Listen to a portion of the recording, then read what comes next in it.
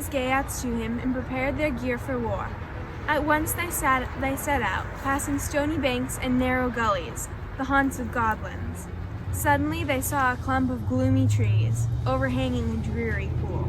Here is the dread spot of which I spoke. Look, there in the water. A shudder ran through them, for the pool was blood red. There is the last life of your king, my friend, my king, and this monster shall answer for it. Sound the horn. The sound of the horn stirred the waters, and the swampy bats of sea snakes appeared there. They tumbled away, full of rage at the sound of the horn. All forms of dragons and strange beasts reside in this moor. They should fear our wrath. Silence these snakes. One of Beowulf's men took aim at a monster with his arrow and pierced him through. The Geats stabbed at the serpent with their long spears until it ceased thrashing. As the men pulled its lifeless body off onto the bank, they marveled at its size. What other horrors live in such a rock? But Beowulf did not respond. He was making ready for the fight, covering his body with armor lest the thieves should clutch him. On his head was a white helmet decorated with silver figures of boars. And so, fully armed, Beowulf addressed the king. Noble king, if I shall perish, be like a father to my men. Send rich gifts you have given me back to Geatland to my king. Then he will know that I had good fortune while life lasted. In this battle, either I will win fame or death shall take me. Then, without another word, Beowulf turned and plunged into the miry, blood-soaked water and disappeared. Shall we ever see our leader again? He defeated Grendel. He should be victorious again. Beowulf dove down through the murky water. It took nearly the whole day before he finally began to see that he neared the bottom. Then, out of the gloom that surrounded him on all sides, the Water Witch struck. For 100 years she had lived in those depths, and she knew them better than any other. She made a grab at him and caught him in her talons, but his coat of mail saved him from her loathsome fingers. Still, she clutched him tight and bore him in her arms to the bottom of the lake. He had no power to use his weapons, though he had courage enough. He threw off the witch's grip, and she disappeared into the gloom. Water beasts swam at him and battered him with their tusks, but he bravely battled them back. Then, although he could not explain it, Beowulf suddenly stood upon the dry floor of a vast hall.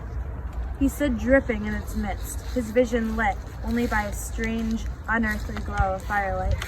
He drew his sword. Magic. Now I am in the lair of the witch. He took a careful step forward. Death to you and your kind! The hag sprang out of the darkness, her sharp fingers slicing the air. Beowulf swung his sword. It sang out a war song greedy for blood, and the blade struck the witch directly in the hand. But the sword failed to fight.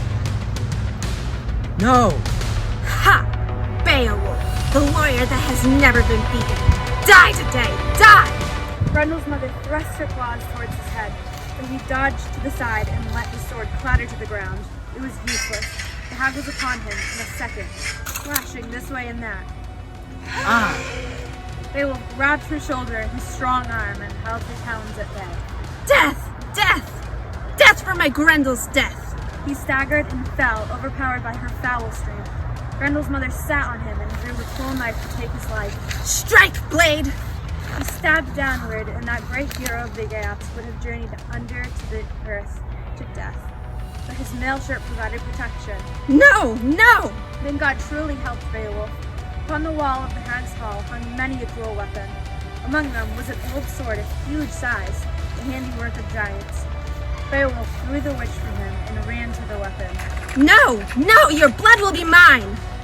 No other man would have been strong enough to bear such a sword, but Beowulf seized it and swung it with all his strength. As Grendel's mother sprang towards him, the blade dug deep into the swamp hag's neck and sliced through her bone rings. The hacked body fell to the floor, and the witch gave up her life as the sword sweated blood. Now, two terrors, mother and son, are dead. The sight of this made Beowulf's heart full of gladness. Then light, calm and beautiful as that of the candle of the sky, filled the hall. He scanned the vast chamber and saw Grendel lying there dead. I will repay you, monster, for the many attacks you have made against the Danes. Beowulf cut off Grendel's head as a trophy for King Hrothgar, whose men the fiend had killed and devoured. Grendel's blood flowed freely out of his body.